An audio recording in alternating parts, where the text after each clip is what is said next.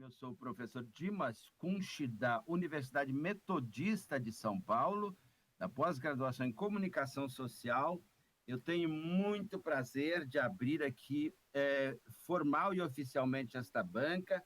Meus cumprimentos, assim, cordiais, intensivos, não é, ao Fabiano Rosa, autor aqui do nosso trabalho, junto com Felipe Carnevale, o Gabriel Rezende, Marcos Fantin, Pedro Garcia e Renê Silva. Claro que eles são os principais atores, eles são os meus meninos e eu exijo muito respeito para essa turma, tá bom, minha gente?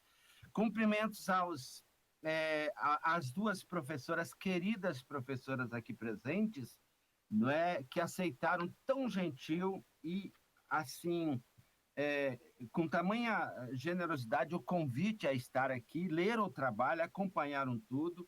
Eu queria lhes apresentar a professora convidada externa, Thelma Barbosa da Silva. A Thelma Barbosa da Silva, ela é pedagoga, formada pela Faculdade Zumbi dos Palmares. Nossas homenagens aqui ao grande Zumbi dos Palmares. Muito obrigado, Thelma. Thelma é especialista, tem especialização em educação especial, com ênfase em deficiência intelectual pela Faculdade Conchas. Ela é coordenadora hoje pedagógica, a Thelma é coordenadora pedagógica da Associação dos Amigos da Criança Autista, a ALMA. Então, a Thelma é a razão pela qual, em primeiro lugar, ela está aqui presente, como coordenadora pedagógica, de novo, da Associação dos Amigos da Criança Autista. Muito prazer também em cumprimentar nossa querida professora Alessandra Zamboni. Alessandra Zamboni, ela é da área do direito, tem mestrado e doutorado em direitos difusos e coletivos. Ela é professora, foi coordenadora do curso de Direito da Universidade Metodista de São Paulo e, atualmente, a Alessandra, ela é diretora do campus Vergueiro, além de participar como editora executiva, não é, da editora metodista da Universidade Metodista de São Paulo. Bom, minha gente, eu queria cumprimentar também, evidentemente, aos pais, parentes, amigos, a todos que estão aqui presentes, não é? Meu muito obrigado por sua presença. Vamos torcer bastante por esses meninos. Eu queria recordar, isso é uma coisa muito importante, esta é uma banca, uma banca sobre autismo, crianças no espectro autista, a inclusão escolar, é um tema da mais alta relevância. A gente não está aqui para brincadeira, a gente está aqui fazendo uma coisa muito importante para a sociedade brasileira. Queridos e queridas, só aqui uma rápida, muito rápida explicação de como vai se desenvolver essa nossa banca. Meus cumprimentos também à minha colega Natália Costa, mãe do Miguel, de 4 anos, uma criança autista. Natália é enfermeira, junto comigo, analista junguiana em formação, e ela fez o prefácio da obra aqui hoje sendo apresentado, o livro-reportagem A Peça Diferente. Nós vamos, então, passar daqui mais uns segundos a palavra para os nossos autores e eles irão apresentar o trabalho deles num tempo estimado entre 20 minutos, um pouco mais, chegando possivelmente a 25 ou meia hora. Na sequência, normalmente nós passaríamos, e assim vamos proceder, a palavra para a nossa convidada externa, a Thelma Barbosa da Silva, e aí a Thelma vai fazer os seus comentários sobre o trabalho e, eventualmente, vai conversar direto com vocês, ou vocês falarão depois dela. Isso aí a Thelma é quem vai poder dizer como ela pretende fazer. Na sequência, a professora Alessandra Zamboni faz o mesmo, tece seus comentários sobre o trabalho, não é? O livro-reportagem, A Peça Diferente, e conversa também com vocês. Beleza? Queridos, sucesso. Voltem a sorrir, por gentileza. Deixe a preocupação de lado. Muito boa sorte, tá? Podem começar a sua apresentação.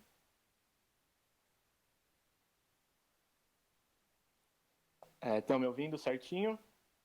Perfeito, Gabriel. Bom, boa noite, né? Agradeço o professor Dimas, né? Vamos apresentar aqui o trabalho do e-book, A Peça Diferente, o Autismo e a Inclusão Escolar. Estou aqui com o meu grupo, né, que é o Fabiano, o Felipe, o Pedro, o Marcos e o Renê. E antes de tudo, né, assim como fez o professor Dimas, né, em nome do grupo, eu gostaria de agradecer a professora Alessandra, a Thelma, pelo tempo, né, pela presença hoje aqui na nossa banca, pelo tempo de ter lido o nosso trabalho. Então, muito obrigado, né, por essa disposição. Agradeço também a Nathalie Costa, né, que escreveu o prefácio do nosso livro, e também ao professor Dimas, né, o nosso orientador, presidente da banca. Muito obrigado. Antes da gente explicar um pouco, né, o que é esse livro, né, a gente vai dar uma contextualização de como a gente chegou no tema do autismo, né, o porquê a gente chegou a esse tema, como foi o processo de escolha do tema, e um pouco do começo meio atribulado que nós tivemos, né, com esse tema. Então, vou passar a palavra aqui para o Pedro. Oi, boa noite a todos. Estão me ouvindo? Perfeitamente, Pedro. Meu nome é Pedro e eu vou falar um pouco sobre o porquê de termos escolhido o tema e, como o Gabriel falou, contextualizar um pouco sobre o livro. A Peça Diferente é um livro-reportagem no formato de e-book, e a gente procurou trazer à tona um tema que é pouco falado e que a sociedade em geral possui pouco conhecimento, que é a escolarização e a vida de pessoas com um transtorno do espectro autista, que é um transtorno global do desenvolvimento, também conhecido simplesmente como autismo. O formato livro-reportagem foi escolhido a partir do artigo acadêmico que a gente realizou no primeiro semestre de 2020. Nós ouvimos algumas histórias e pensamos que o melhor modo de retratar isso, de trazer esses olhares, seria o livro-reportagem, porque o livro é um modo de trazer os olhares de diversos ângulos para o espectro como um todo. Então, procuramos colocar ali aspectos culturais, esportivos, a visão dos pais, os pontos e outros diversos pontos de vista que também estão presentes no livro. O tema surgiu durante as milhões de discussões que tivemos antes de definir, quando o Gabriel contou a história de um familiar no espectro. Todos nós, do grupo, fazemos trabalhos há muitos semestres juntos e sempre focamos em esportes e principalmente no futebol, que a gente domina, né? E depois de algumas discussões e pesquisas, a gente viu a relevância social que o transtorno do espectro autista possui e como ele é um tema que fica oculto. E além dessa importância do tema, a gente percebeu que seria uma oportunidade para nos provar como jornalistas e provar que a gente sabe falar de outros assuntos. A partir da escolha, todo mundo ficou bem receoso e eu confesso que eu era mais preocupado, porque a gente tinha medo de não ter a sensibilidade necessária para falar sobre o tema. E esse receio foi tão grande do grupo, assim como um todo, que a entrega do pré-projeto, a primeira entrega, né, rendeu uma bronca, que a gente comentou sobre ela muitas vezes nas nossas orientações, porque até ali a professora com razão notificou que a gente tinha se aprofundado pouco no tema. E depois disso, assim, dessa bronca, a gente pulou de cabeça no tema e viu que, além de ser um tema muito relevante socialmente falando, é um tema muito interessante em que as pessoas têm muito, muito a contar. E o resultado foi um pré-projeto maravilhoso e um livro maravilhoso que a gente vai chegar até vocês agora. Agora eu vou passar a palavra para o Felipe, que vai contar um pouquinho sobre o que há em cada um dos capítulos.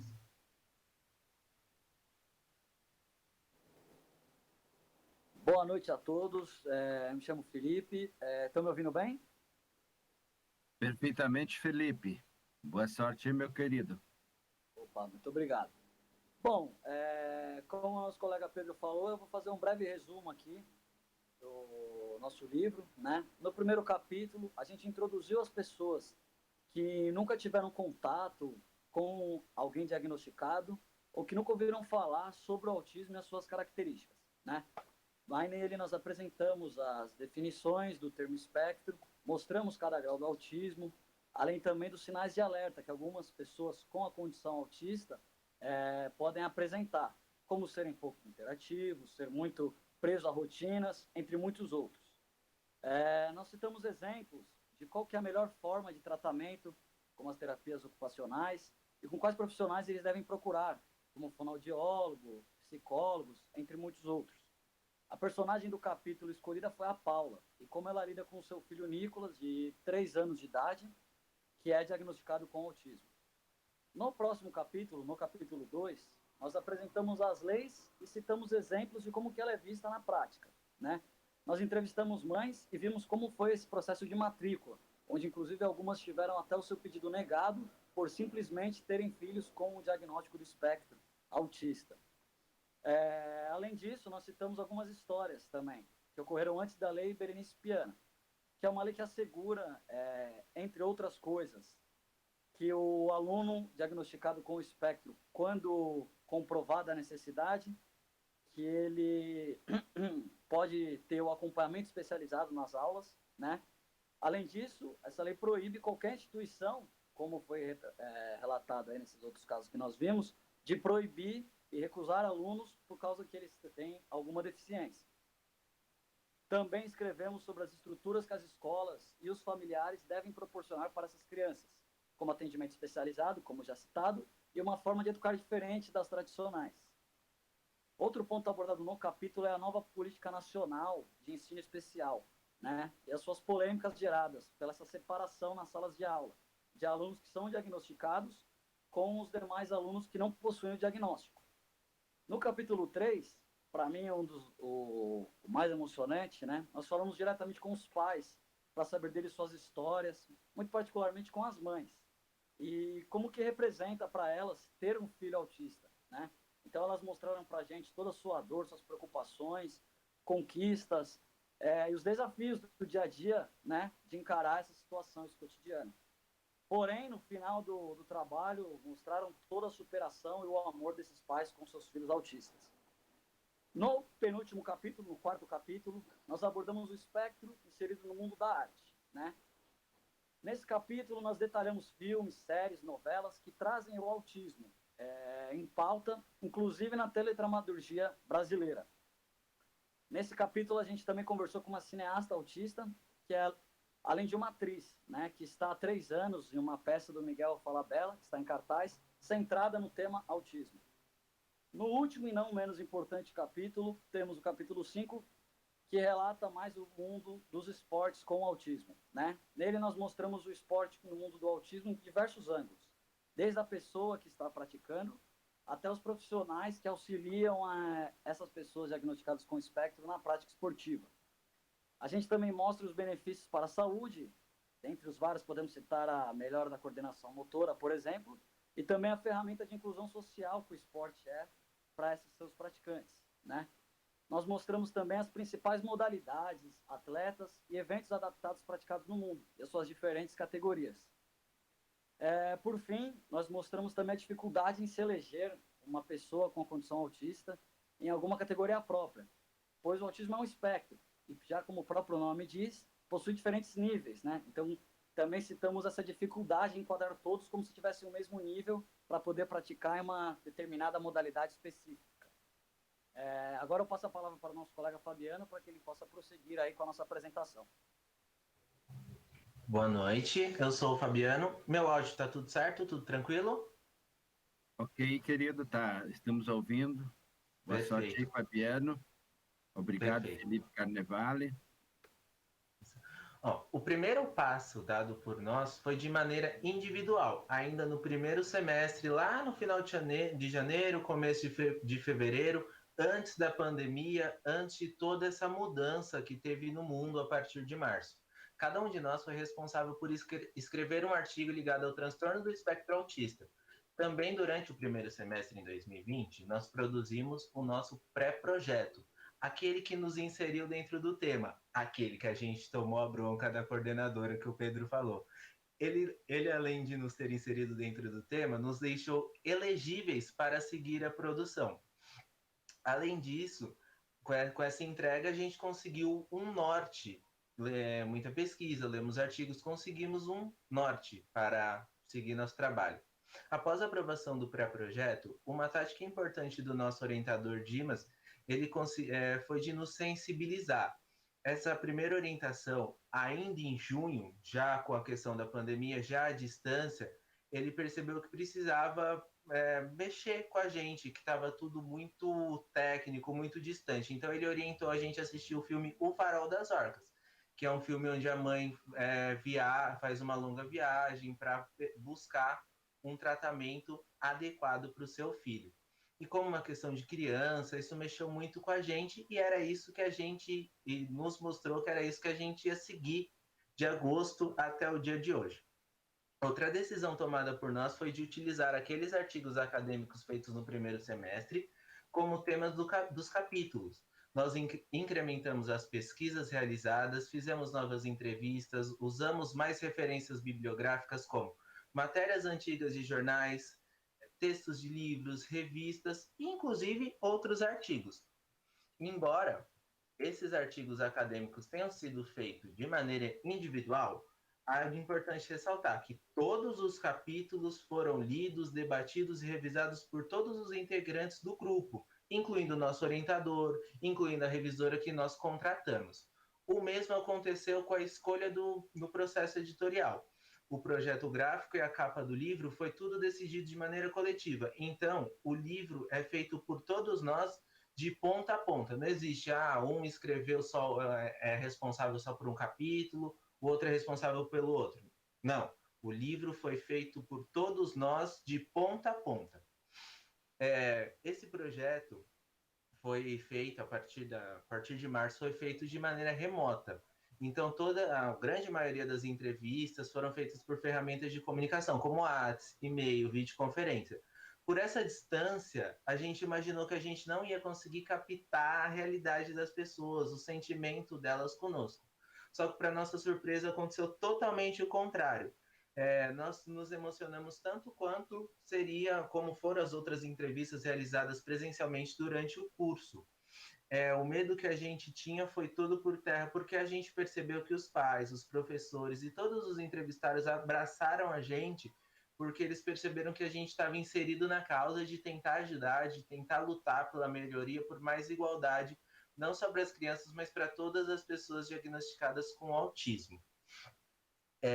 As falas selecionadas foram todas cruzadas com dados feitos com nossa pesquisa, montando assim toda a história e todo o enredo do nosso projeto.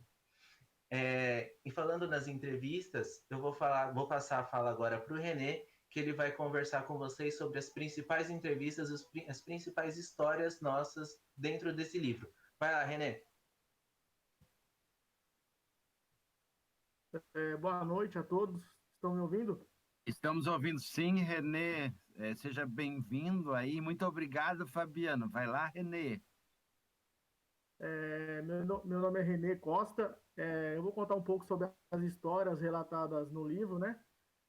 E dentre todas as entrevistas que a gente fez, todas as histórias que foram relatadas para a gente escolheu 3 que falam sobre o objetivo do nosso grupo em fazer esse livro-reportagem, que é falar sobre a inclusão, que é falar sobre o amor e falar sobre a superação dos pais, das mães e das próprias pessoas autistas.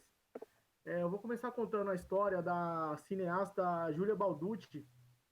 A Júlia, ela foi diagnosticada com a síndrome de Asperger em 2009 e a Júlia foi a inspiração e a peça-chave para a construção da peça O Som e a Sílaba, que foi dirigida pelo Miguel Falabella.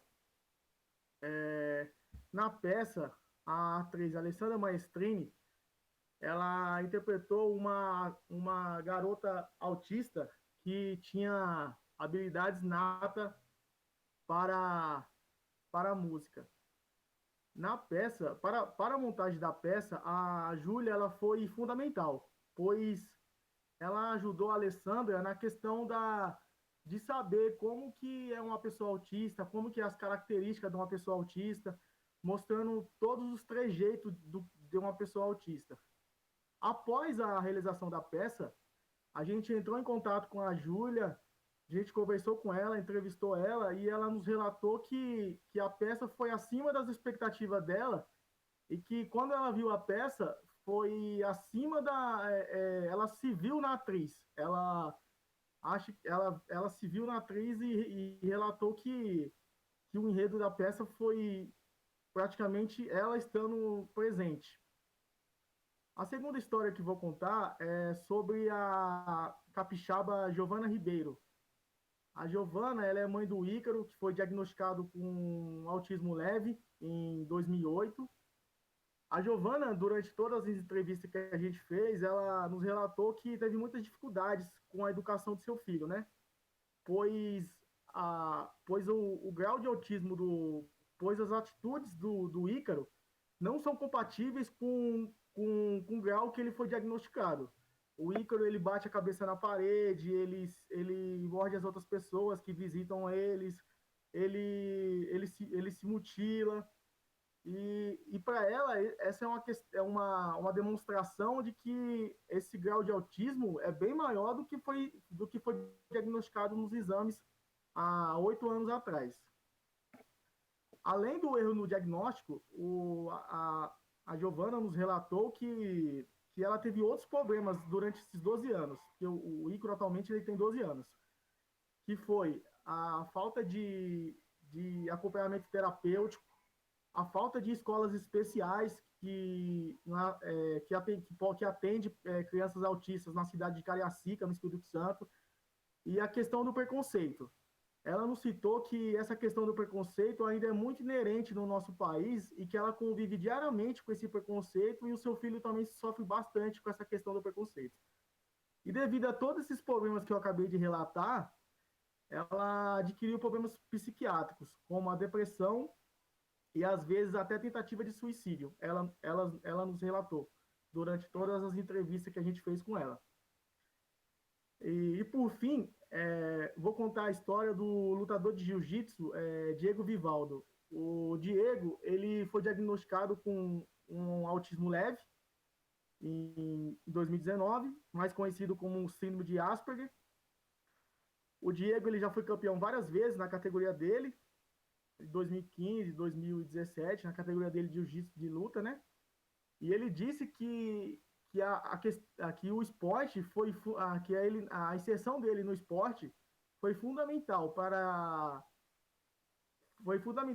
melhorar algumas questões na vida dele, como a questão da sua autoestima, a questão da sua saúde, a questão da sua sociabilidade, porque ele nos relatou que quando ele era mais novo, ele era muito tímido e ele era sempre excluído, sempre sendo o último a ser escolhido para as atividades escolares, principalmente nas atividades de educação física, né?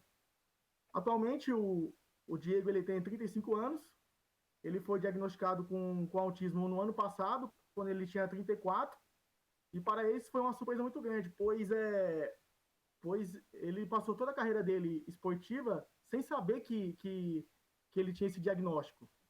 E então, para ele, essa é uma prova de que qualquer pessoa autista é capaz de ser bem-sucedida em qualquer aspecto da vida, tanto profissional quanto pessoal.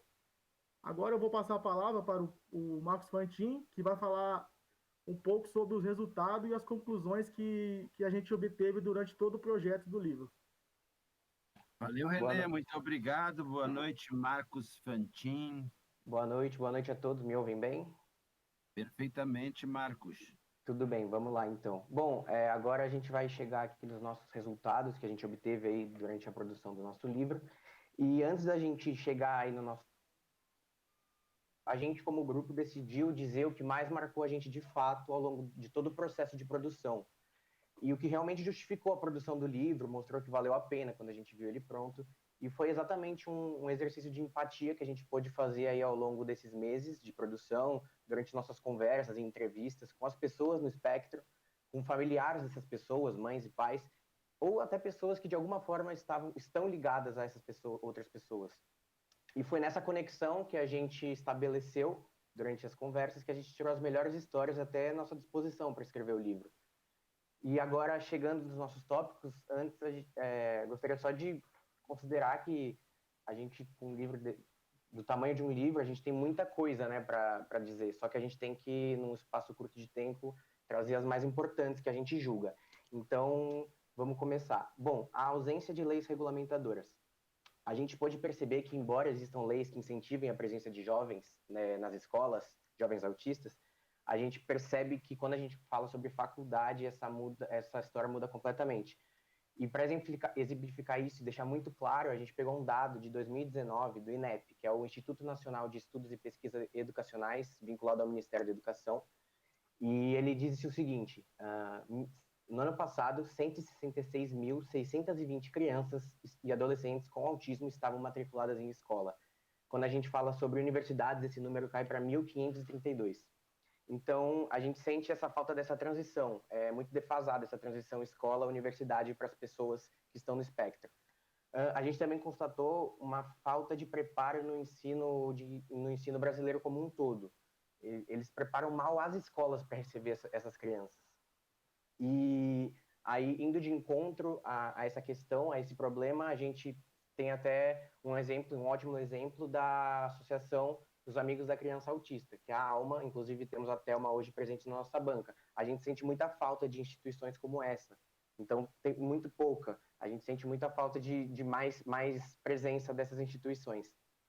Partindo para o próximo tópico, é a necessidade de convívio social e o apoio familiar. Bom, através das entrevistas que a gente fez, majoritariamente com mães, normalmente a gente conversava com mães, né, dessas crianças, a gente percebeu que para elas, a presença dessas crianças na escola é primordial, é como se fizesse parte do tratamento deles.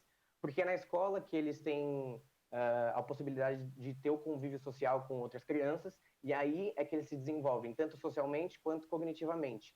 Então, estar na escola é o diferencial. É como se fizesse, não, faz parte do tratamento deles. E nessa questão, a gente também percebeu que não é só positivo para essas crianças no espectro. Quando crianças neurotípicas, quanto mais cedo elas tiverem um convívio com pessoas diferentes, mais cedo possível, já na escola, melhor. Então, a gente não está falando de crianças atípicas aqui nessa questão, a gente está falando de crianças. O convívio é a melhor opção e vai desenvolver todas elas, estando ou não no espectro. Nessa questão, a gente também percebeu como muda a rotina familiar de uma família ou de um responsável, né, do pai, da mãe, quando recebe esse diagnóstico. Então, o apoio familiar é muito importante. A gente julga, não impossível, mas é muito complicado uma mãe ou um pai querer cuidar de uma criança sozinha, uma criança no espectro. Ela precisa de ajuda, precisa da família, precisa do convívio. E, obviamente, o apoio profissional, o apoio médico é essencial também. Partindo para o nosso próximo tópico, o mercado cultural retrata, mas não inclui. Bom, nessa questão de autismo e cultura, nosso maior aprendizado e conclusão foi o seguinte: o autismo ele é retratado de fato.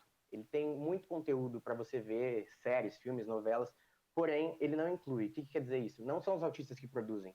Então, a gente vê muita coisa, mas não vê os autistas de fato produzindo. E isso a gente pôde perceber numa entrevista com a Mirna Rubin, que é uma atriz da peça do Miguel Falabella, e ela falou o seguinte pra gente: esse universo já é um universo tão difícil para os neurotípicos, imagina para os atípicos. Então a gente chegou nessa conclusão que realmente tem muita coisa. Você vê séries famosas, novelas, filmes, mas não são os autistas que estão produzindo.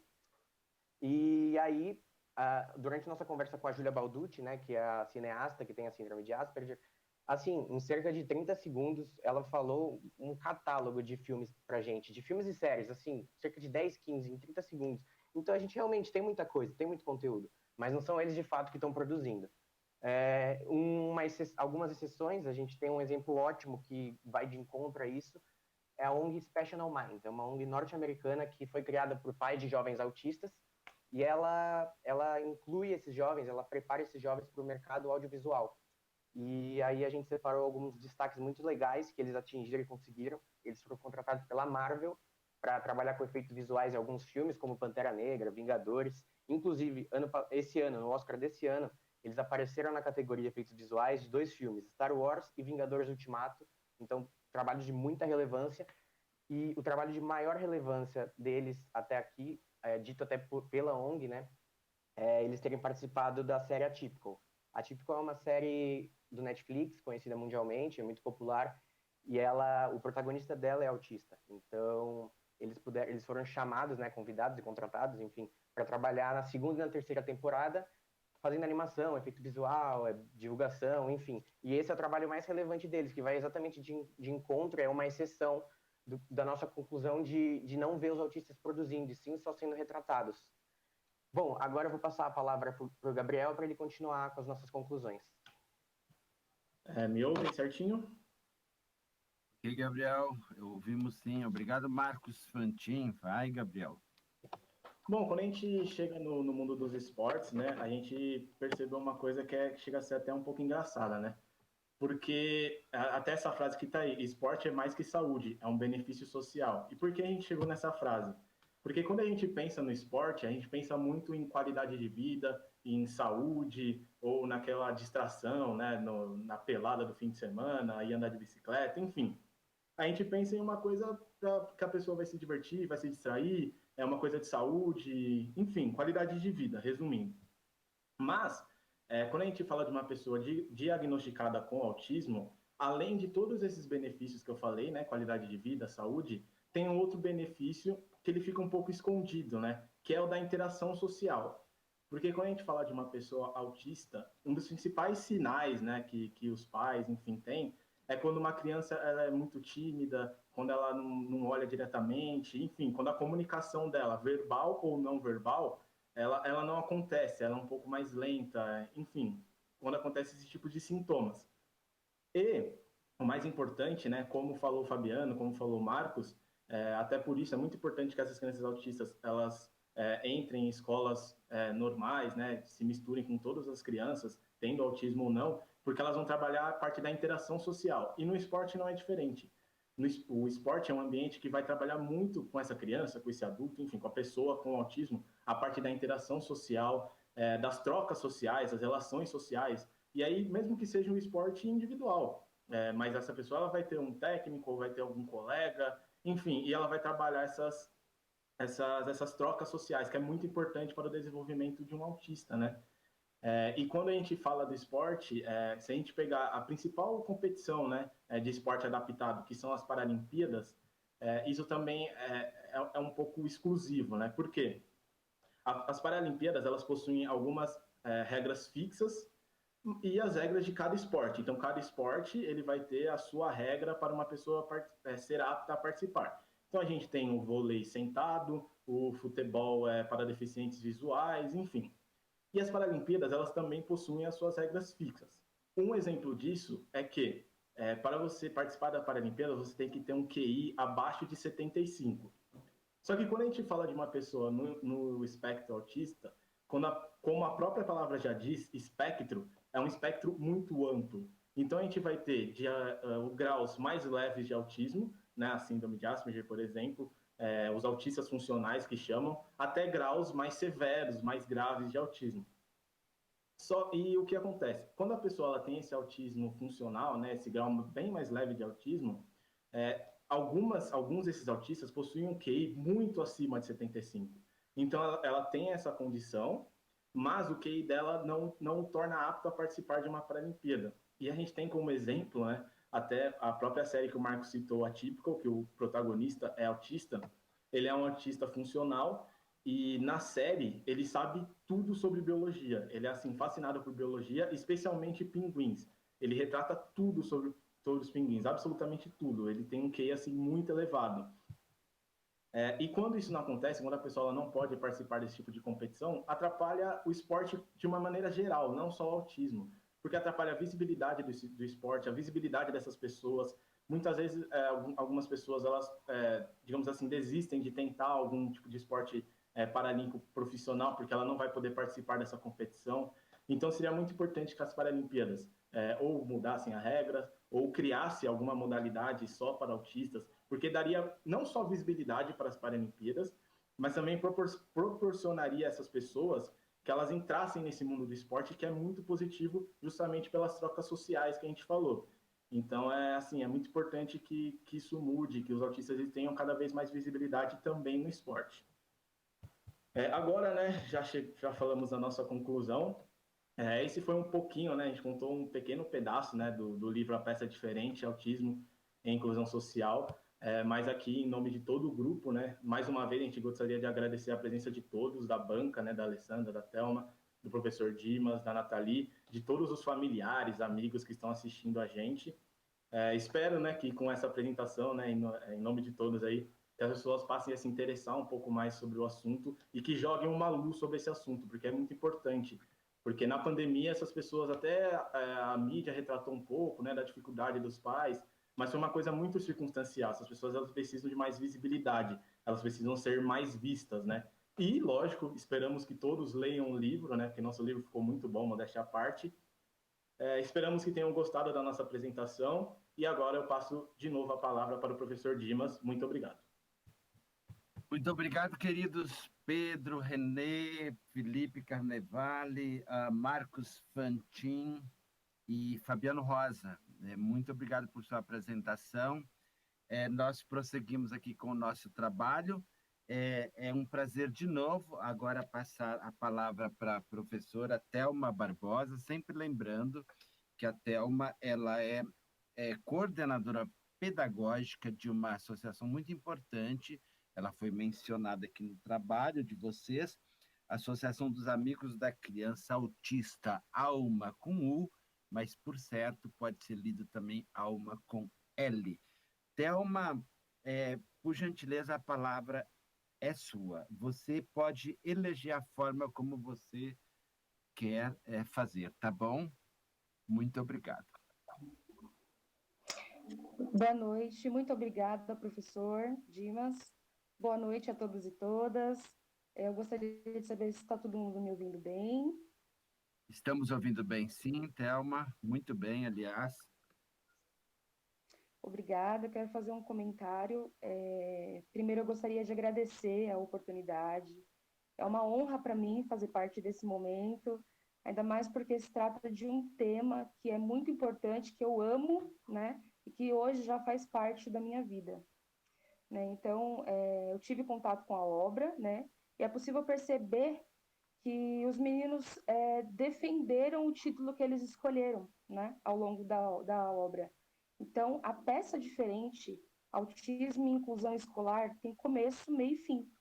Né? Foi isso que eu percebi lendo essa obra e assistindo a apresentação deles. Né? E o título da obra, ele aparece, né, durante todo o texto. Né? Eu percebo que eles defendem literalmente o tema que eles escolheram. Né? Então, meninos, vocês fizeram um texto maduro, né? O texto de vocês tem embasamento nas informações. Durante a explanação desse texto, eu consigo perceber a criatividade de vocês para construir as informações e as ideias que vocês queriam apresentar. Então, essa é a minha primeira banca, né? Eu quero ressaltar que eu não sou jornalista, né? Mas eu sou uma profissional do autismo, né? E o que eu posso dizer é que, como jornalistas, vocês cumpriram o papel de vocês. Então, vocês trouxeram um texto crítico, né? Vocês relataram o fato e não expuseram a opinião de vocês. Foi isso que eu percebi. Além disso, vocês abarcaram assuntos que hoje são importantíssimos, super relevantes na nossa sociedade e na comunidade. Tá? O autismo é um tema difícil, né? É um mundo complexo, e a imagem da obra que vocês me trazem quando eu leio é a ressignificação, né, do que a sociedade e do que a mídia construiu até de uma forma equivocada até hoje. Né? Então, vocês deram voz, né, a essa comunidade. Então, eu posso dizer muito obrigada, né? O meu obrigado para vocês. Eu tenho certeza que todos que tiverem contato com essa obra, com esse texto de vocês, terão sem dúvida, né, as dúvidas serão esclarecidas, serão sanadas. Eu acho que muito conhecimento vai ser agregado aí lendo a obra de vocês. Vocês estão de parabéns. E eu tenho só um adentro para fazer. Eu percebi que na leitura teve uma variação do termo deficiência mental e intelectual. Né? Eu só gostaria de reforçar que já faz um tempinho que a gente não usa deficiência mental. Então, Só uma dica aí, para uma linguagem mais técnica e moderna, vocês sempre utilizam deficiência intelectual, tá bom? Muitíssimo obrigado, Thelma, pelos seus comentários. Você não apresentou nenhuma pergunta específica, mas eu passo a palavra aos nossos autores, não é? Aos nossos simpáticos autores, vamos dizer isso, né? Para que eles possam se manifestar sobre os seus comentários. Pode ser assim, Thelma? Tudo bem? Sim, a minha dúvida, professora, eu estava muito curiosa quando eu tive contato com a obra dos meninos, era para saber qual era a relevância desse trabalho para eles. Eu queria saber por que que eles escolheram o autismo. E eles trouxeram isso no início do texto, então ficou bem claro para mim. Então, muito obrigado. Passa a palavra para vocês, ou quem for fazer uso da palavra, o Gabriel Rezende. Então, até sobre o que ela falou, né, de deficiência, né, em todo o trabalho, né, os meninos podem até falar, e até o professor Dimas também deu algumas broncas na gente, né, que a gente, em vários momentos, a gente ficava meio confuso em qual termo usar, né, então teve várias orientações que a gente falava, não, essa palavra, não, vamos pesquisar, a gente pesquisou e é essa, não, mas eu vi que era essa, e aí talvez seja por isso que no texto ficou meio confuso, né, entre aspas. Mas também a gente até, em várias pesquisas, né, que a gente viu, a gente também falou que uma palavra boa é condição, né? Que o autismo não é uma deficiência, isso é uma condição. Mas, bom, só isso. Muito obrigado pelos elogios. E é isso. Queridos, muitíssimo obrigado. Mais alguma manifestação dos meninos aí? Muito obrigado. Então, nós passamos, Thelma, de novo, nossos agradecimentos. Nós passamos a palavra, então, para a professora Alessandra Zamboni, que é da Universidade Metodista de São Paulo, né, da área de Direito. E a Alessandra é coordenadora, entre outras funções, ela é diretora, aliás, do campus Vergueiro da Universidade Metodista de São Paulo, onde eu, Dimas Kunsch, sou também professor. E esses meninos que hoje estão tão elegantemente vestidos, preparados para esse momento importante, eles são alunos de jornalismo que estão se formando jornalistas neste momento. Bacana, professora Alessandra, a palavra está com você, então. De novo, obrigado pela sua presença. Boa noite a todas, a todos. Me ouvem? Estamos ouvindo sim, está muito bem. Meu agradecimento, professor Dimas, um professor que eu não conheço ainda presencialmente, mas por quem eu tenho um carinho, porque nós já trocamos tantas mensagens e conversamos sobre algumas outras questões de trabalho e sempre de uma maneira, tão bacana, professor. Então, fico muito feliz aqui, né? Me sinto muito honrada com o seu convite. Professora Thelma, também, né? Que alegria dividir a banca contigo, né? Que é coordenadora de uma associação que trata, né, de autismo, e a todos os presentes, mas vocês vão me dar licença, mas meu boa noite especial é para os grandes estrelas dessa noite, né? Então, quero aqui cumprimentar o Fabiano, o Felipe, o Gabriel, o Marcos e o Renê, né, pelo trabalho que vocês fizeram. Eu fiquei muito feliz, exatamente porque me parece um tema pouco discutido, pouco conhecido. Confesso que em muitos momentos do livro eu fiquei extremamente emocionada, em outros, chocada, em outros, feliz, e em outros, assim, precisamos, de fato,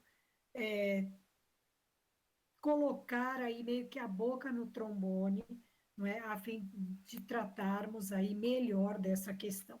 Então, eu começo falando para vocês sobre a capa. Incrível, incrível, porque a peça mais bonita é o autismo, né? A peça mais bonita, o quebra-cabeça está todo lá, igual. Qual é a peça diferente? Qual é a peça mais bonita? Né? Então, achei bárbara a mensagem subliminar de vocês na capa. Tema extremamente importante. A inclusão, de fato, me parece o caminho mais acertado, né? E em muitos momentos vocês trataram, que é algo que eu também procuro, quando trato dessa questão, dizer sempre, que, na verdade, não é o indivíduo que tem que se corrigir para se integrar no meio social, né? É o contrário, é a sociedade que tem que se adequar para as necessidades, para as deficiências. Então, né, é inegável a relevância social aqui do tema de vocês. Adorei a citação de Mandela, ela foi precisa sobre o tema que vocês trataram. Prefácio, muito legal, eu concordo muito com aquilo que está lá, né? Os deficientes autistas podem sim ser uma importante peça na sociedade, né? E inegável a necessária participação de toda a sociedade na busca por políticas públicas. De onde eu venho, né, que é o mundo do direito, que o professor Dimas já disse, a gente trabalha muito com as questões dos aspectos legais e onde esses aspectos legais se concretizam.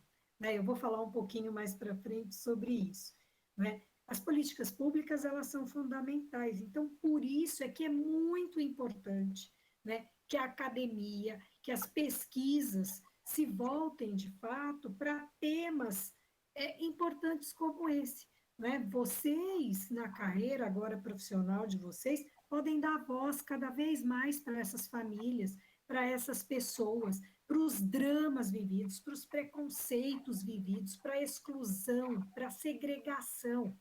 A gente viu o relato de preconceito na própria família, da criança que não foi convidada para uma festa, né, da própria família.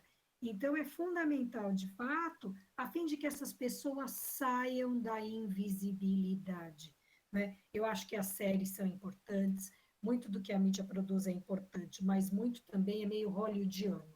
Então, me parece que fica uma coisa assim, poética. Vai lá, tratei, fiz o meu papel social, ponto. Representei o autista, pronto, cumpri meu papel social. Então, tem mais, né? É importante tratar, é importante, né? Essa série eu vou até procurar para ver, porque, assim, eu assisto The Good Doctor, e, assim, adoro, né? Mas quanto dali é poético? Quanto dali é verdadeiro? Não é? No sentido de dizer, de fato, não é? É tão comum assim, se chegar a ser um good doctor, apesar dali eu acho que ser importante porque retrata uma série de dramas e conflitos que ele convive ali para exercer a sua profissão e o que faz de modo brilhante, né?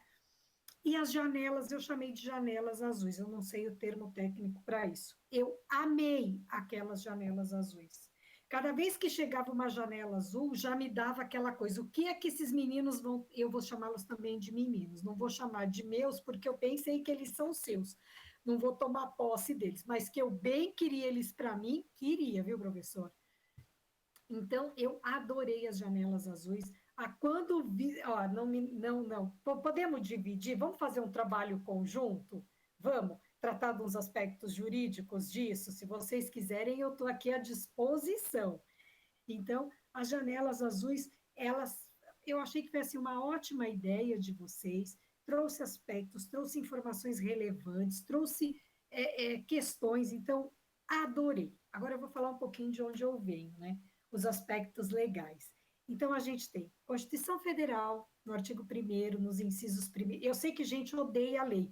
Gente, mas é tão legal o mundo do direito, é tão bacana, porque desabrocha para uma série de questões que estão ali postas e que a gente desconhece, né? Então, tem um troço chamado Constituição Federal, que está lá no topo da pirâmide legal, e que lá no seu artigo 1º inaugura a Constituição dizendo sobre cidadania e dignidade de quem? De todas as pessoas. Todos temos direito à cidadania e à dignidade. Mas será que todos temos de verdade? Será que bastou o fato da Constituição ter preconizado isso lá no seu 1º artigo? O artigo 6º também é super importante, traz lá um rol de direitos sociais, entre eles a educação. E a educação vem como um direito fundamental, como um direito social, como um direito subjetivo. E isso tem uma importância gigantesca, porque significa dizer que eu, enquanto cidadã, posso acionar o Estado, posso cobrar o Estado, porque o Estado tem um poder-dever de cuidar para que esse direito social seja cumprido.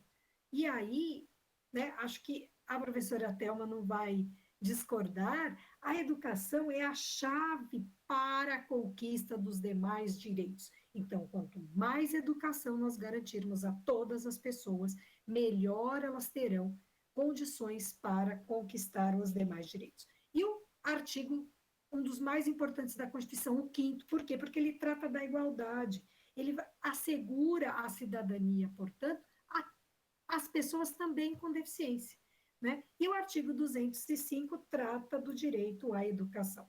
No nível infraconstitucional, nós temos também uma série de leis. Temos a LDB, temos o ECA, o Estatuto Brasileiro, o Estatuto da Pessoa com Deficiência e o Plano Nacional de Educação. E achei bacana porque vocês perceberam que existe aí uma normatização sobre isso. Ou seja, é possível falar que a gente, né, foi fácil verificar no trabalho de vocês que o ordenamento jurídico prevê esses direitos. Né? Eu sei que não era o âmbito do trabalho de fazer esse contexto, mas olha, fica aí meu convite. Se vocês quiserem que a gente trate disso para fazer uma ponte com outras questões que nós vamos falar aqui, eu fico à disposição de vocês. E quando se trata da igualdade, né, no que diz respeito ao direito à educação, aqui eu acho que é uma questão que a gente tem que berrar muito. Né? Porque quando a gente fala de igualdade, a gente fala de igualdade de acesso, mas esse não é o suficiente. A gente tem que buscar o direito de permanência. Para buscar o direito de permanência, eu tenho que criar as condições para, não que o sujeito se adapte à escola, mas para que a escola seja capaz de atender às suas necessidades. Né? Aquilo que as mães disseram, eu tenho que bater no Ministério Público todo ano, eu tenho que bater na Defensoria todo ano para pedir aquilo que a lei me assegura.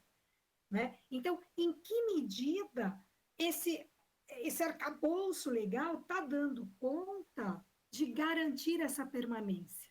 Então, quando a gente fala nisso, a gente tem que sempre pensar num grande combinado, que é a existência da lei e as respectivas políticas públicas, sem esquecermos que quando a gente fala em inclusão, esse é um dever não só do Estado, mas esse é um dever de toda a sociedade, para que aí a gente possa, de fato, alcançar a chamada justiça social. Né? Então, a educação inclusiva requer que a escola tenha essa adaptação, e aí a gente tem que tomar um pouquinho de cuidado com esses dados que vêm do censo, do INEP e do IBGE. Por quê? Porque fica fácil dizer ali do número de matrículas. Quantos de fato estão na escola ainda? Quantos de fato entraram lá no ensino básico e concluíram a universidade? Onde está? Existe a mesma proporção? Aquele que começa aqui no ensino básico, a proporção é similar daquele que termina pelo menos o ensino médio, o ensino universitário, né?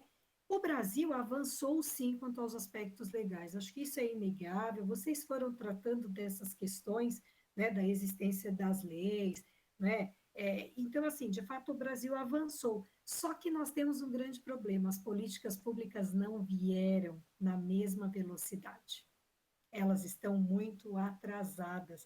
Então, falta, na verdade, eficácia, falta aplicabilidade para alcançar essa equidade, e vocês deixaram claro isso, né? Que a gente tem, sim, algumas leis, mas que, na verdade, elas não se aplicam. Adorei o capítulo 1º, né? Vocês tratam lá das leis, da existência dessas leis, então, o IBGE, o censo do IBGE é importante, mas se for efetivamente para dimensionar e criar políticas públicas, não só de acesso, mas também para permanência, né? E a lei 12.764, ela é importante porque ela considerou a pessoa com autismo como uma pessoa com deficiência, e isso é muito importante, porque assim ela consegue ter toda aquela gama de direitos que são assegurados às pessoas com deficiência, principalmente pelo Estatuto da Pessoa com Deficiência. Então, foi positivo isso, né? E vocês estavam falando aí e aí vocês veem, né, que essa lei 12.764, lá no artigo 3º, inciso 4º, ela fala só do acesso. Podem pesquisar lá, ela não fala da permanência. Ela aborda que tem que lá ter o acesso, mas deveria ter se preocupado também com as condições de permanência, deveria ter frisado o acompanhamento necessário nas escolas, não é? E essa lei, na verdade, ela acabou trazendo só 2 menções quanto à palavra educação. Então, ela é importante, sem dúvida, ressignifica algumas questões, mas a gente ainda tem que buscar que ela tenha uma melhoria sobre esses aspectos que eu digo para vocês, né?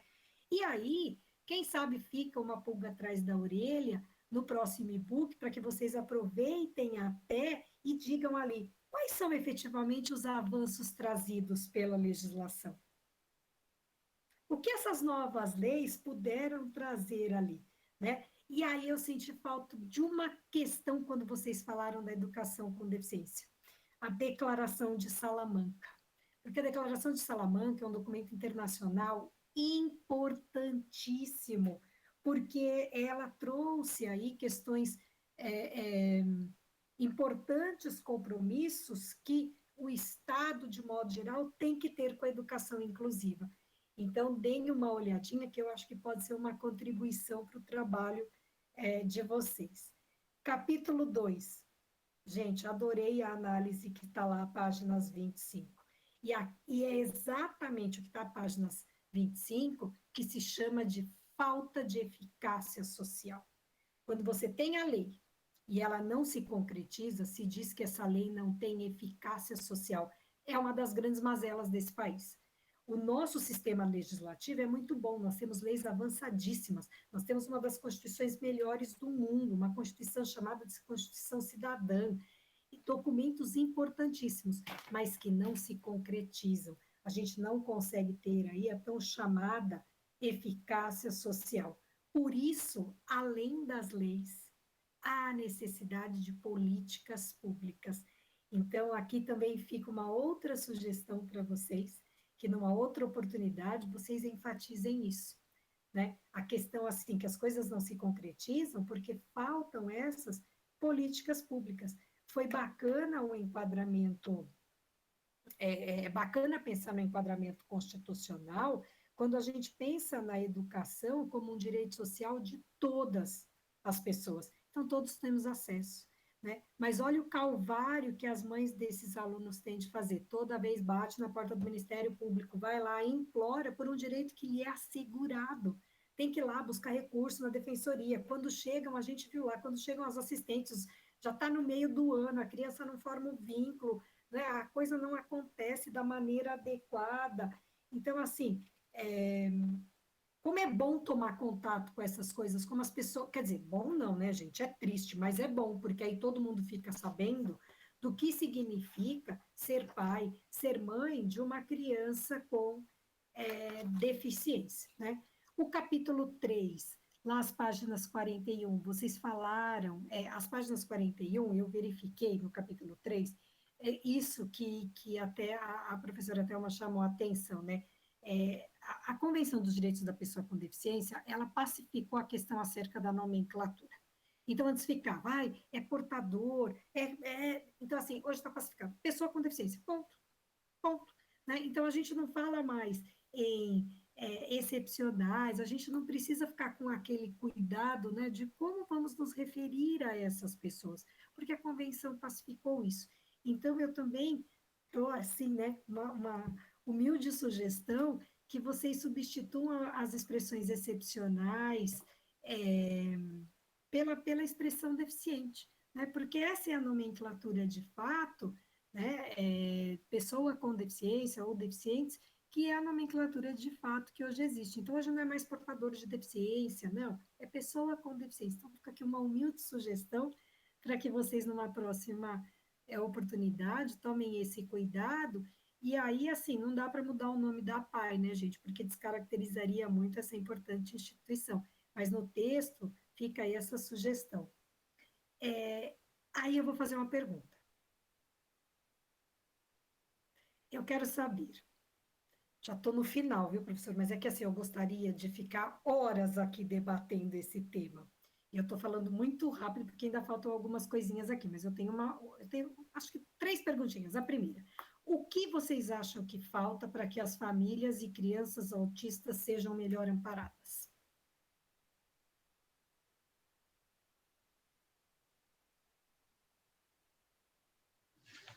Eu acho que falta fiscalização e mais políticas públicas, porque o nosso país ele é grande. Entrevistamos uma mulher de Manaus que ela falou assim que a matéria que a filha dela recebe é a mesma que as outras. Eu acho que não teve problema na matrícula, mas ela tem direito de receber um ensino especial. Então eu acho que falta essa fiscalização e essa informação chegar para todo mundo, porque às vezes não é nem na maldade que não passam, às vezes é na inocência mesmo. Então eu acho que faltam, né, essas duas coisas, essa fiscalização por garantia, né, e mais políticas públicas para as escolas terem essa adaptação para incluir as crianças em escolas regulares. Não sei o que os outros colegas acham, mas por tudo isso que a gente fez, a minha visão, respondendo a pergunta da senhora, é isso: a fiscalização e mais políticas públicas. Eu posso complementar a resposta do Fabiano?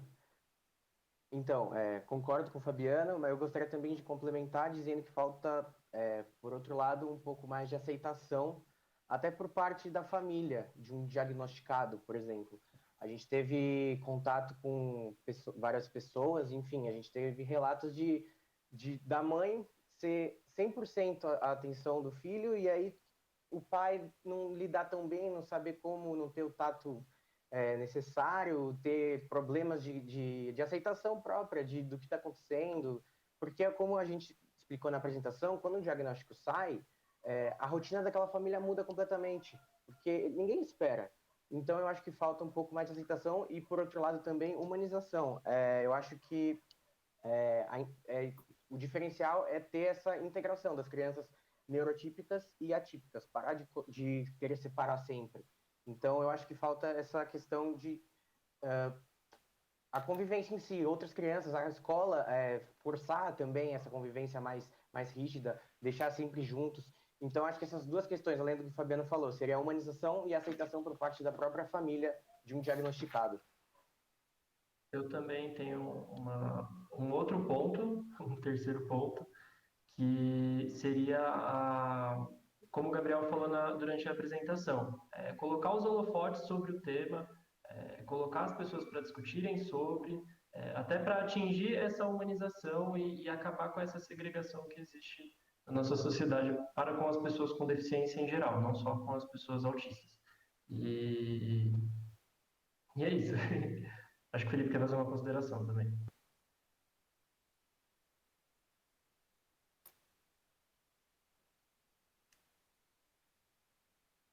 Opa, boa noite, licença. Estão me ouvindo bem? Sim. Tá. Do meu ponto de vista também, eu acho que uma coisa que pode melhorar e, de certa forma, o nosso trabalho auxilia nisso, é uma coisa que a gente aprendeu praticamente o curso inteiro, que é essa informação, né? Algumas pessoas também padecem de certas informações dos seus direitos, de seus próprios direitos. E situações que acontecem que não deveriam acontecer. A pessoa poderia, se tivesse o pleno conhecimento da legislação a seu favor, falar não.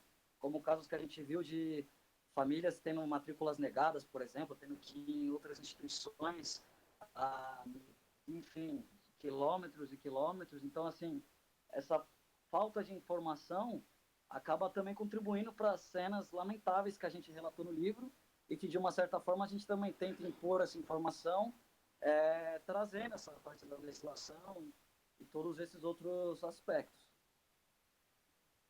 Eu assim, até completando a resposta do Felipe e do Pedro, como o Pedro falou, acho que falta informação, e aí é o papel da mídia nisso, porque como a gente falou também na apresentação, a gente vê se falar sobre autismo ou em coisas assim ruins ou em coisas assim excepcionais, né, que são exceções. Então, por exemplo, como eu falei, na pandemia a gente viu, acompanha a história das mães que está sofrendo porque o seu filho está em casa, não tem como sair, não pode sair. Ou alguma história muito bonita. A história do menino que começou a pintar, começou a fazer não sei o quê. Mas existem as pessoas que estão no meio disso. E essas pessoas estão totalmente escondidas. E essas pessoas são a maioria das pessoas. Então a gente tem que mostrar mais essas pessoas, histórias normais. Será que a lei está sendo cumprida? Será que os direitos dessas pessoas estão sendo cumpridos? Então acho que falta também isso, aí já falando um pouco da mídia, esse papel da mídia nesse assunto. E aí, não sei se alguém mais de vocês ia falar, porque aí eu já vou pegar o gancho da próxima pergunta que eu ia fazer, né? Vocês, como jornalistas, o que vocês propõem para auxiliar a população a fim de que ela possa identificar o autismo? Como vocês acham que vocês podem contribuir com isso?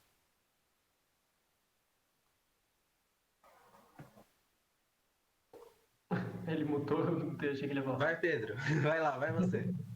Eu acho que a nossa principal função social com o tema que a gente escolheu trabalhar é que esse sentimento geral aí do grupo, depois do livro concluído, gerou, que é a de continuar falando sobre isso, continuar trazendo os holofotes para essa causa, para esse tema que é tão importante e que se tornou tão importante para a gente também.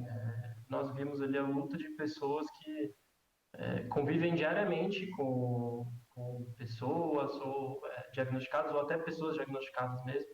E essas pessoas, como eu falei anteriormente, elas estão omissas ali, né? Elas estão escondidas sobre um tema que é muito mistificado ainda. Então, eu acho que o nosso papel como jornalistas é usar a comunicação para dar os devidos palcos para essas pessoas poderem utilizar a sua voz aí na sociedade como um todo. Isso, e completando a resposta do Pedro, nós da imprensa, posso dizer assim, a gente trata os temas sazonalmente, os temas ligados à saúde sazonalmente. Trata o câncer de mama apenas em outubro, trata a questão do câncer de próstata apenas em novembro. Eu acho que tem que... Claro que essas bandeiras da ONU são importantes, mas a gente tem que tratar o ano inteiro. Por exemplo, a questão do autismo, durante as pesquisas a gente estava vendo que as reportagens são todas em abril, e para quem está assistindo a gente não sabe, não leu o nosso livro, abril é o mês azul, mês da conscientização do autismo. Então, a gente tem que falar dessas coisas o ano inteiro, porque a família que sofre com isso não sofre só em abril, é de janeiro a janeiro. Então, eu acho que a gente tem que falar isso, tratar disso mais e o ano inteiro. Até porque, né, acho que como o Fabiano falou, se a gente... acho que uma coisa vai levar a outra, né? Se nós, como jornalistas, começarmos a falar mais sobre o assunto, mais, mostrar cada vez mais essas pessoas, vai levar à humanização. A sociedade vai ver mais essas pessoas, vão, né, entre aspas, se acostumar a ver isso e vão, assim, perceber que essas pessoas são pessoas normais. Assim, elas possuem uma condição ali que difere um pouquinho delas, mas que elas merecem tanto interação social como a gente, que elas merecem os mesmos direitos que a gente.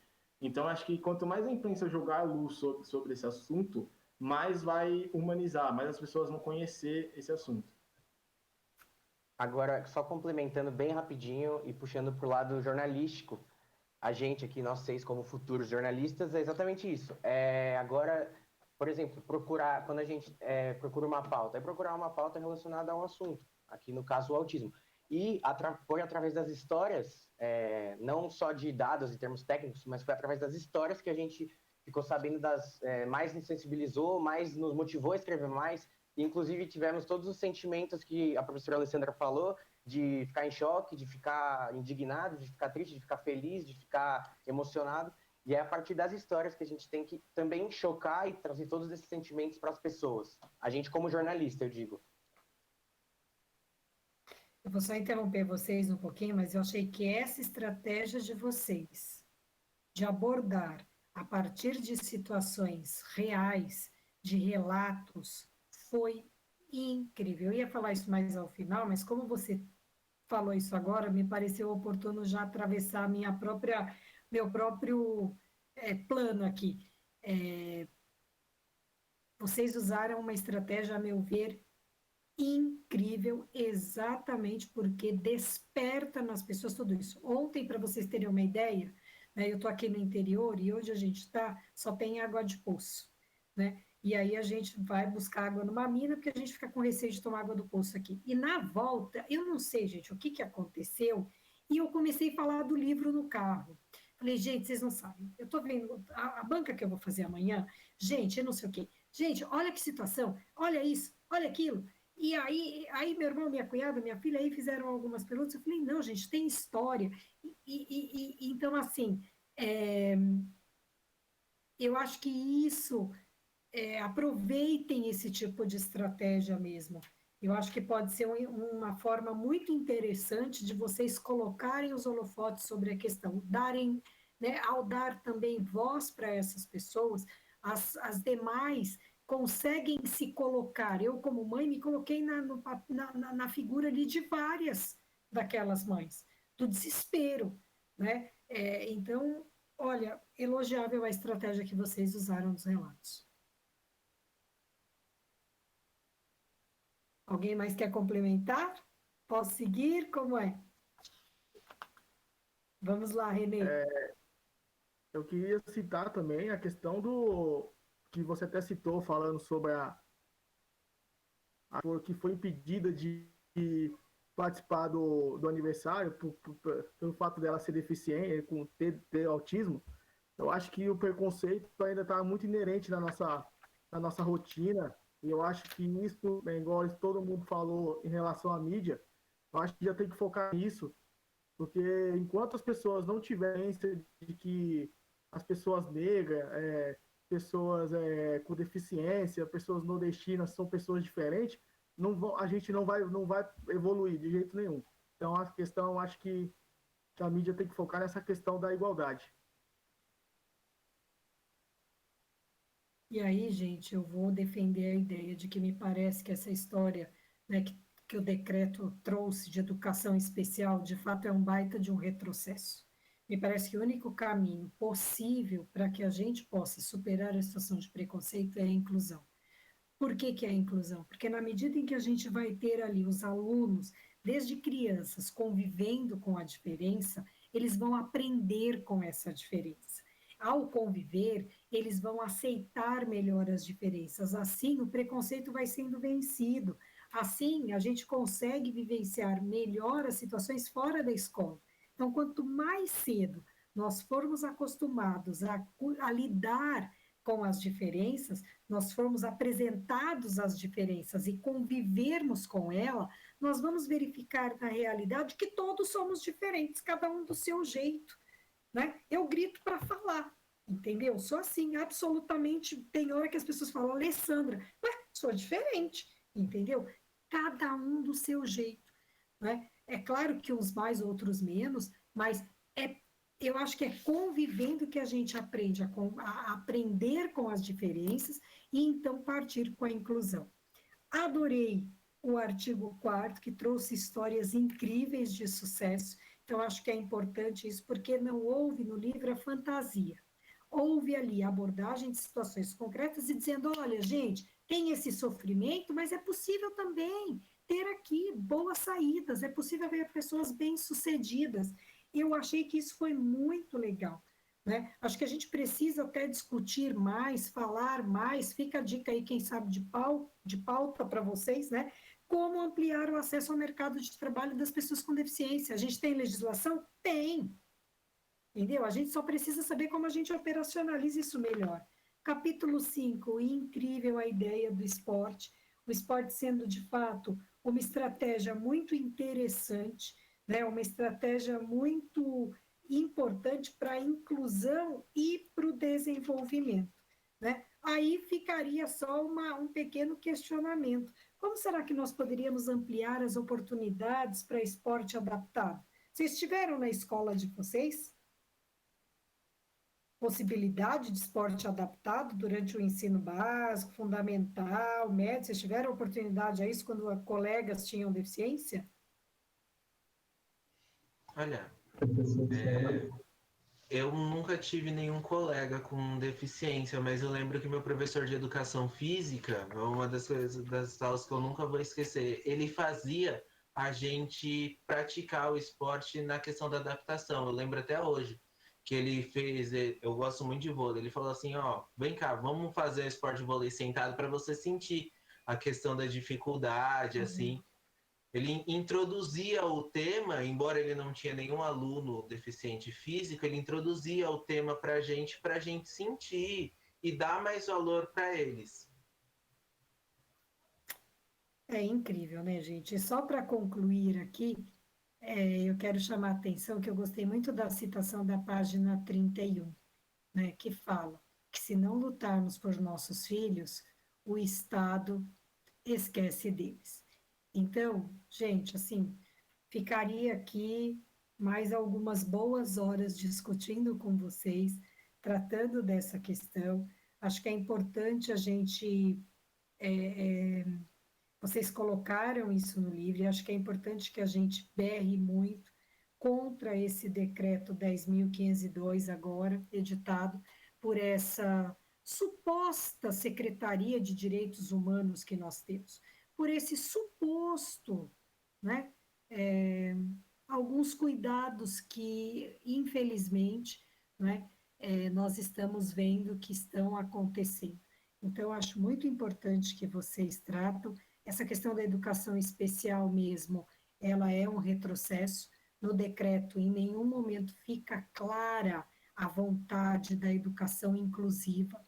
Então, esse decreto teria, de fato, que ser revogado o mais rapidamente possível e que chamassem, né, os profissionais especializados, a fim de que se pudesse estabelecer e estruturar uma efetiva e adequada política nacional de educação inclusiva. E aqui eu fico muito feliz, só para concluir minha fala, que a universidade, professor Dimas, tem o nosso núcleo de acessibilidade. E é um núcleo cuidado pela Nayane, que é uma figura incrível e procura, assim, orientar os professores e criar todas as condições para que o aluno tenha a condição de fazer isso. Meninos, um pouquinho meu, só um pouquinho assim, porque li o trabalho de vocês, estou aqui participando desse momento que eu digo que é um dos momentos mais importantes da trajetória acadêmica de vocês. Parabéns pelo trabalho, que vocês sigam com esse compromisso social de ajudar essas pessoas em situação de vulnerabilidade. Elas precisam sair da invisibilidade. Ela precisa que uma série de profissionais possam auxiliar as suas famílias, a fim de que elas possam superar essa condição de visibilidade. Professor Dimas, eu estou satisfeito, lhe devolvo a palavra. Muitíssimo obrigado, professora Alessandra Zamboni. Nós agradecemos também neste momento por todas as sugestões, não é, que foram dadas. Eu quero também dizer a Thelma, como digo agora a professora Alessandra, que estas sugestões, elas têm sim condições de ser levadas em alta conta, uma vez que o livro, estando pronto, mas ele ainda não foi lançado como livro, porque nós esperamos justamente esse momento gracioso e de graça da banca de defesa, ok? Meninos e meninas, nós vamos para um momento agora que é necessário as professoras Thelma e Alessandra e eu, professor Dimas Kunsch, nós vamos deliberar sobre o trabalho de vocês. Lhes garanto que voltaremos em um tempo bastante curto, rápido. Pediria que vocês, neste momento em que estivermos fora, nós vamos sair imagem, vamos desligar a imagem e o áudio, né, o microfone, que vocês levassem em conta que há várias pessoas participando deste momento. Então, peço que vocês continuem conversando com as pessoas sobre o livro de vocês, nesses poucos minutos que estaremos fora.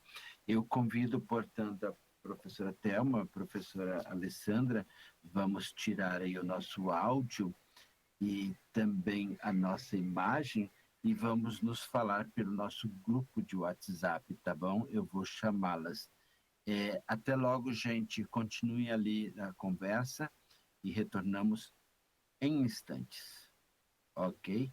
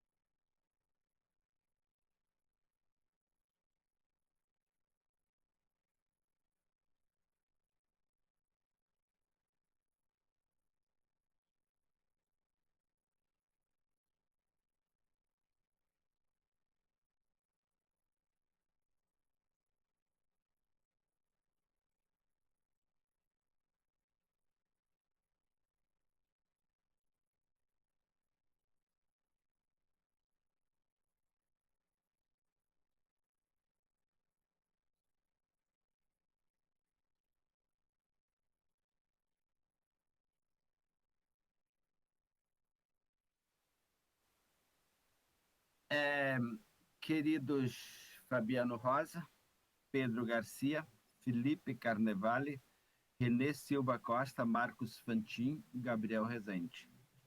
Nós nos conhecemos e estivemos juntos desde o início do ano, num curso em que vocês trabalharam artigos acadêmicos sobre o tema do autismo.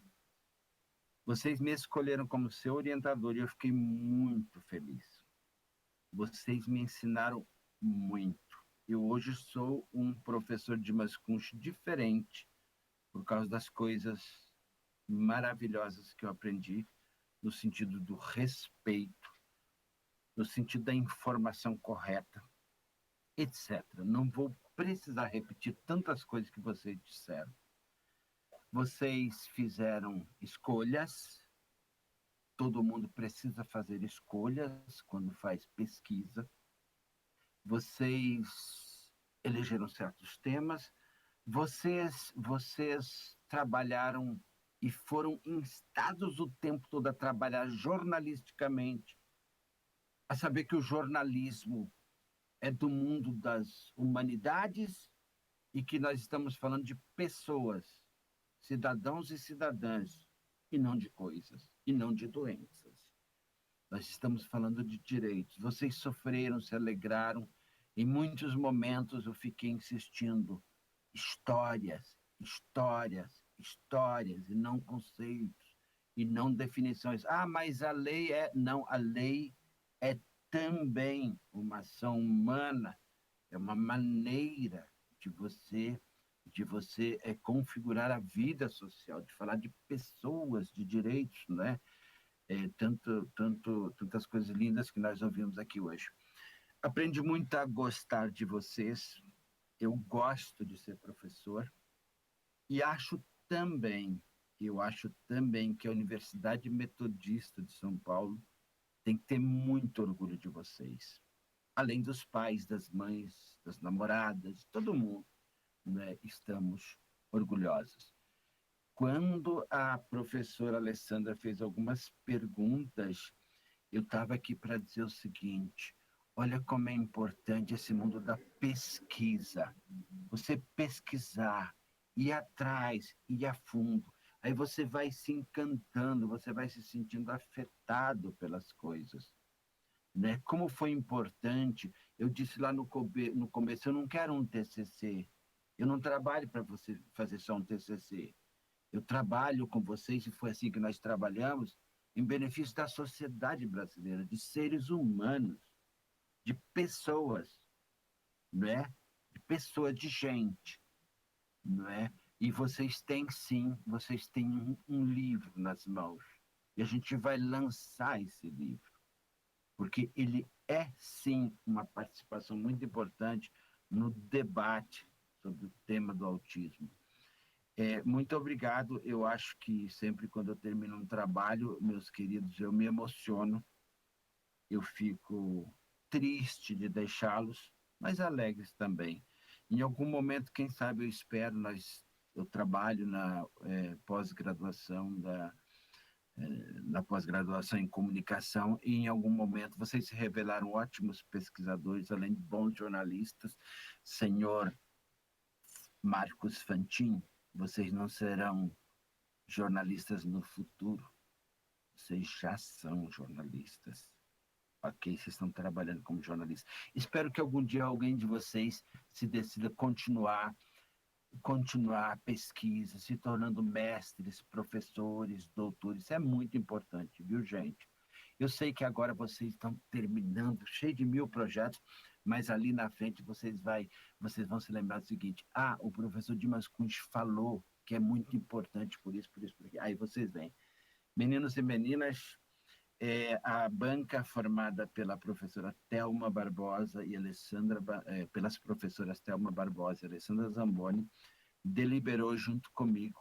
Nós decidimos que vocês estão aprovados, que a nota sua é 10, com os nossos mais efusivos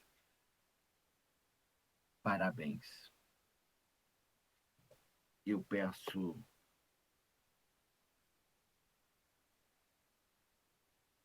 Eu peço, então, a gente pode sim bater palmas agora, abrir os microfones, todo mundo, né? A banca, vocês, todo mundo.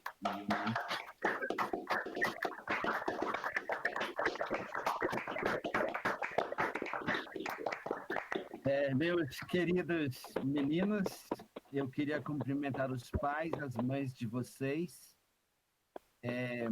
Eu até aceito de dividir vocês com a professora Alessandra, com a professora Thelma, mas eu quero dizer para os pais, as mães, as namoradas, se alguém não quiser vocês, eu pego para mim, com muito prazer, não é? Eu agradeço muito. Que prazer, olha só, desde o início do ano, e toda semana, quantas horas, quantas conversas de WhatsApp, quantas histórias, quanta coisa bonita. Foi uma experiência. Isso é o melhor que a academia pode nos dar. Meus parabéns. Eu encerro aqui esta sessão. Agora vamos comemorar. Muito obrigado a vocês. Obrigado, professora Alessandra. Obrigado, professora Thelma. Obrigado a todo mundo que esteve aqui conosco.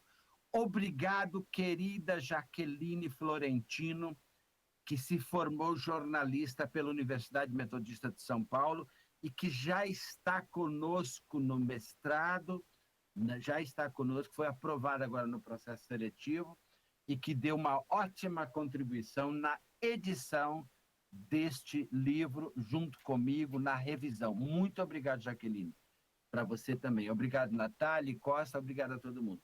Tchau, gente. Boa noite. Parabéns, meninos. Obrigado. Valeu, professor. Se cuidem. Valeu, Dimas.